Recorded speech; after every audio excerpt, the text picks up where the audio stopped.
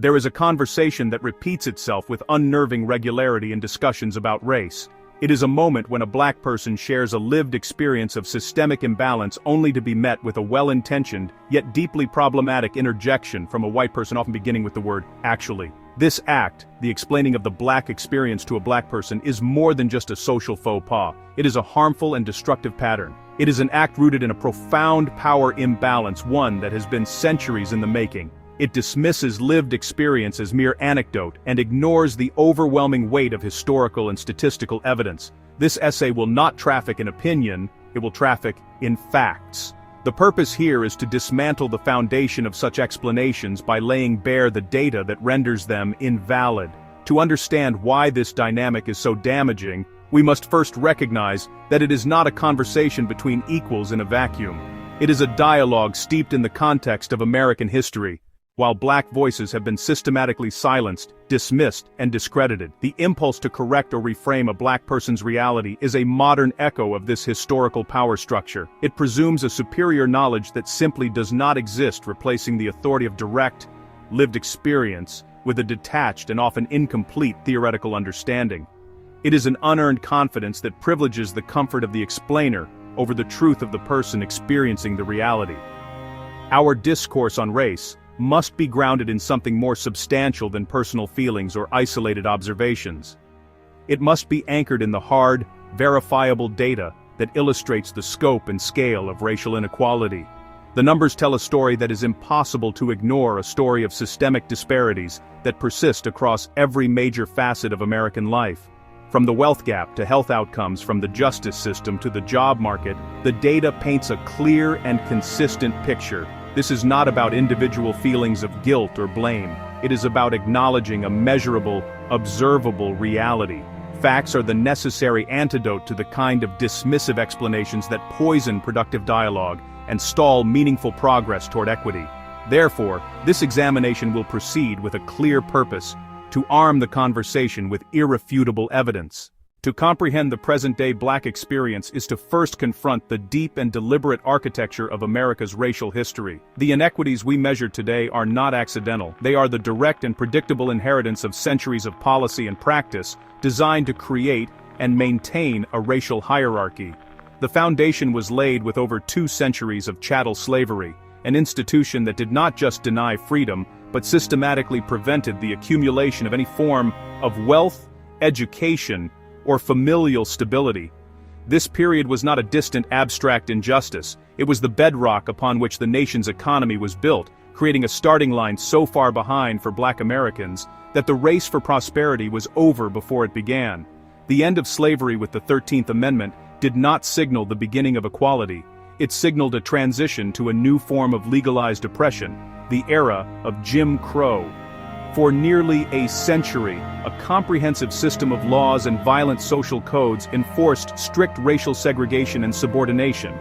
These laws dictated where black people could live, work, eat, and learn, codifying their status as second-class citizens. The violence of this era, from lynchings to the destruction of prosperous black communities like Tulsa's Greenwood district, served as a brutal enforcement mechanism, punishing any attempts at black advancement. Institutionalized by the federal government's Homeowners Loan Corporation in the 1930s. From marketing, this policy involved drawing red lines on maps around black and immigrant neighborhoods, deeming them hazardous and unworthy of investment. This systematic denial of mortgages and loans made it nearly impossible for black families to purchase homes, which has historically been the primary vehicle for wealth accumulation for the American middle class. While white families were subsidized in their move to the suburbs and their path to home ownership, black families were trapped in under-resourced urban areas, a cycle of disinvestment that continues to depress property values and opportunity today. These are not isolated incidents but interconnected systems that have compounded over generations. The legacy of slavery, the terror of Jim Crow, and the economic strangulation of redlining are not just chapters in a history book. They are the institutional forces that have shaped the very fabric of American society. They determined who could build wealth, who could receive a quality education, and who could expect fair treatment under the law. When a white person dismisses the present-day realities of racial inequality, they are not just dismissing a person's story. They are dismissing the entire weight of this documented, systemic history and its enduring, measurable consequences. The historical disadvantages forced upon Black Americans are not abstract concepts. They are vividly reflected in the stark economic data of today. The most telling metric of this enduring legacy is the racial wealth gap. Wealth, the total value of a family's assets minus their debts, is the ultimate measure of financial security. It provides a cushion for emergencies and a foundation for future opportunities. According to the Federal Reserve, in 2022, the median white household held approximately $285,000 in wealth, while the median Black household held just $44,900. This is not a gap, it is a chasm. The typical white family has more than 6 times the wealth of the typical Black family. That disparity has remained stubbornly wide for decades and reflects historical barriers to asset building. This wealth gap is directly tied to disparities in home ownership and income. Decades of redlining discriminatory lending practices have resulted in a significant home ownership gap. The National Community Reinvestment Coalition notes that in 2023, the Black homeownership rate stood at just over 45%, compared to nearly 75% for white Americans. Because a home is the largest asset for most American families, this gap is a primary driver of overall wealth disparity. It is not a matter of personal financial choices but a reflection of a market and a system that has historically and presently made it more difficult for Black families to secure loans and opportunities to become homeowners in thriving communities. The disparities continue in the labor market. Even when controlling for factors like education, Black workers face higher unemployment rates and lower wages than white counterparts. The Economic Policy Institute documents the unemployment rate for Black workers is about twice as high as for white workers. A pattern true in good economic times and in bad.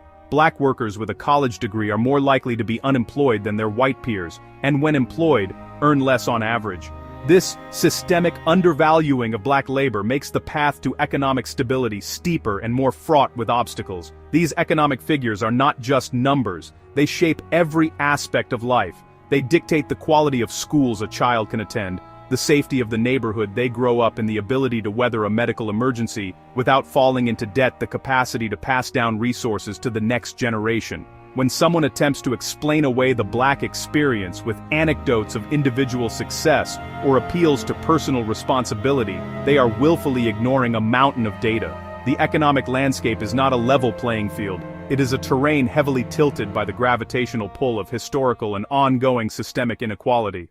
The consequences of systemic racism are etched not only onto bank statements, but also onto the bodies of Black Americans. The field of public health provides some of the most shocking and undeniable evidence of racial disparity. One of the most alarming statistics is found in maternal mortality.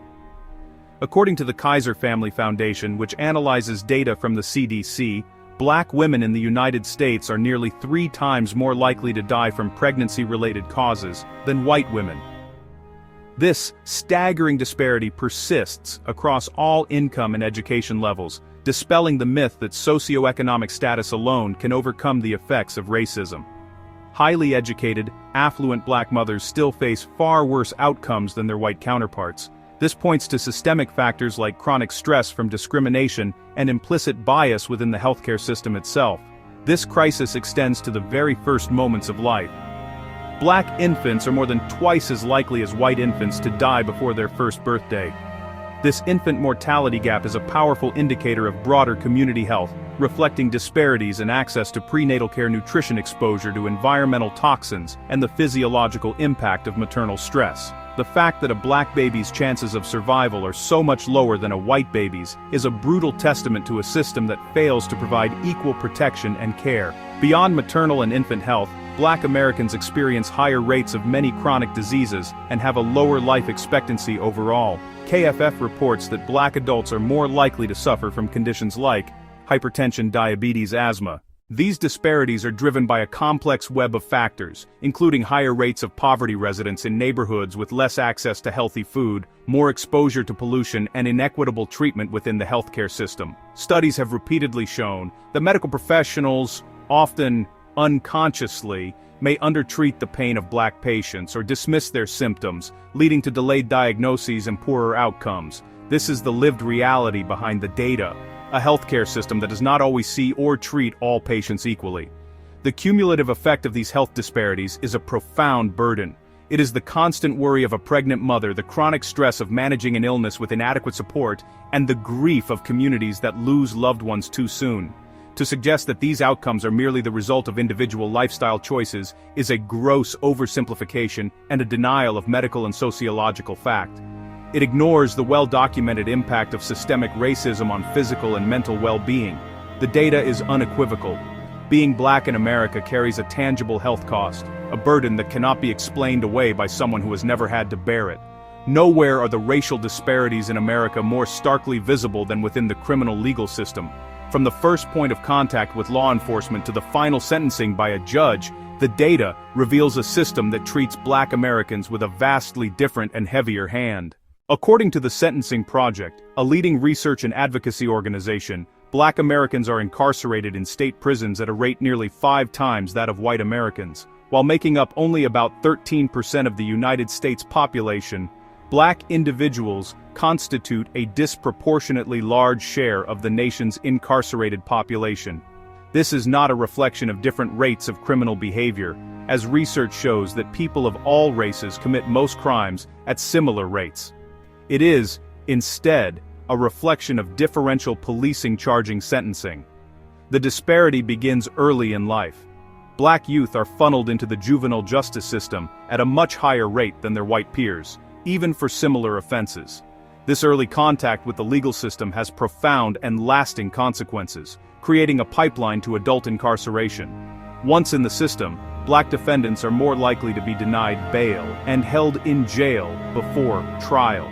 They are also more likely to face harsher plea bargains and receive longer and more severe sentences than white defendants who are convicted of the exact same crimes. The war on drugs, in particular, was waged with extreme racial bias, with police heavily targeting urban communities of color. The long-term harm of this mass incarceration extends far beyond prison walls, creating a cycle of disadvantage that affects entire communities. A criminal record creates what sociologists call, collateral consequences, legal barriers to employment, housing, public benefits, and even the right to vote. These consequences make successful re-entry into society incredibly difficult, perpetuating poverty and instability. The removal of so many adults from a community, particularly fathers, destabilizes families and weakens the local economy. The harm is not just individual, it is generational, as the children of incarcerated parents face a host of their own challenges, including a higher likelihood of living in poverty and experiencing emotional trauma. This overwhelming data from the justice system makes it clear that the experience of law and order in America is fundamentally different depending on the color of one's skin. It is an experience of heightened surveillance, presumed guilt, and disproportionate punishment. When a black person speaks of their fear during a routine traffic stop or their distrust of the legal system, it is not an overreaction. It is a rational response to a system whose own data proves its inequity. When a white person presumes to explain the black experience, the harm inflicted goes far beyond a simple disagreement. It is a powerful act of disrespect that invalidates a person's entire reality. Lived experience is a form of expertise. The day-to-day navigation of a world shaped by systemic racism, the subtle acts of discrimination, overt acts of discrimination, the psychological weight of negative stereotypes, these together form knowledge you can't learn from a book or a podcast. To dismiss this expertise is to communicate that the person's perception of their own life is unreliable and unworthy of belief. It is a deeply personal rejection, and it can feel like gaslighting, making someone question their sanity and the legitimacy of their feelings and observations. This is a modern manifestation of a historical power imbalance. For centuries, the dominant culture has controlled the primary narrative, deciding what is true, deciding what is important, deciding whose voice matters. Moving from a dynamic of harmful explanation to one of constructive engagement requires a fundamental shift in posture, from speaking to listening. For white people who wish to be genuine allies, the first and most crucial step is to quiet the impulse to respond correct debate. Instead, listen with the intent to understand, not to reply. This means accepting a black person's account of their experience as their truth without demanding further proof or justification. It requires humility. Acknowledge you do not and cannot know what it is like to move through the world in their skin. Active listening, free from judgment, free from interruption, is the foundation of meaningful cross-racial dialogue. True engagement goes beyond passive listening. It demands active learning. It is not the responsibility of black people to educate white people on the history and mechanics of racism. The information is readily available. Read books by black authors, study Jim Crow history, study redlining history, familiarize yourself with the data. Look up reports from the Sentencing Project, the Economic Policy Institute. Approaching the conversation with historical context and statistics demonstrates respect. It shows you've invested your own time and effort, and it lets the conversation start from shared facts rather than disputed realities. When you speak, amplify, don't appropriate. If you witness a black person's experience being dismissed, step in. Don't speak for them, but speak up against dismissal. Say, I think it's important we listen to what they're sharing about their experience. Or, the data on this issue actually supports what they are saying. Use your privilege to challenge the power imbalance and create safer space. Shift the burden off the person of color and onto those with more societal power. Center the voices and leadership of those most affected. Recognize people who live the problem every day. The black experience in the United States is not a monolith, but it is shaped by clear, measurable, systemic patterns. These patterns are visible in the data on wealth, health, justice. They are the direct result of a long, unbroken history of racist policies and social structures. They did not arise from a vacuum, and they cannot be wished away by opinion or anecdote. The act of a white person explaining this experience to a black person is an act of profound erasure. It erases lived expertise. It erases historical context. It erases the overwhelming weight of statistical fact. It is a harmful dynamic that perpetuates power. Imbalances. Moving forward requires a radical commitment to a different kind of conversation, one grounded in humility, respect, evidence.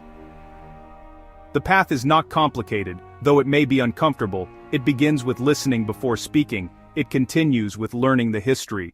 Taking responsibility for one's own education. Use your voice not to explain or correct, but to amplify and support center the people living the reality. Trust their expertise. Follow their lead. Transform from detached explainer to engaged, accountable participant in the struggle for justice. Conversation alone is insufficient. Understanding must be a precursor to action. The data that ends actually should not just end a sentence, it should begin a commitment. Use your power and privilege to push for systemic change. Vote for policies and candidates that aim to close racial gaps. Support organizations working for fair housing, equitable education, healthcare justice, criminal legal reform. Advocate for change in your workplace, your community, and your spheres of influence. The goal is a society where these debates are unnecessary because injustices have been rectified. Move beyond performance of dialogue into dismantling unjust systems. Let the data be your guide. Let humility be your posture. Let the voices of the affected be your compass. The time for explaining is over. The time for listening, learning, and acting is now. Listening, learning, acting. Only then can we collectively move from a cycle of misunderstanding and harm toward a future of tangible equity and justice. It is time to move the conversation away from the comfortable ignorance of actually, and toward the uncomfortable, but necessary, clarity of data. Ask, who is not in this room that should be? Have we consulted with the community this policy will affect? This is not about tokenism, it is about a genuine transfer of power and respect for the expertise that comes from lived experience.